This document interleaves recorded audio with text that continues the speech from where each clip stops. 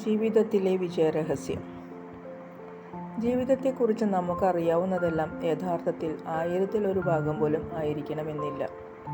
ജീവിതത്തിൻ്റെ സാധാരണ ഒരു കാര്യം അസാധാരണമായി ചെയ്യുക എന്നതാണ് ജീവിതത്തിലെ വിജയരഹസ്യം.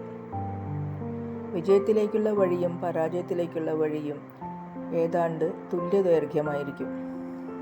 വിജയത്തിന് രഹസ്യങ്ങളൊന്നുമില്ല. തയ്യാറെടുപ്പ്, കഠിനാധ്വാനം, പരാജയത്തിൽ നിന്നുള്ള അനുഭവം എന്നിവയുടെ പ്രതിഫലനമാണ് വിജയം.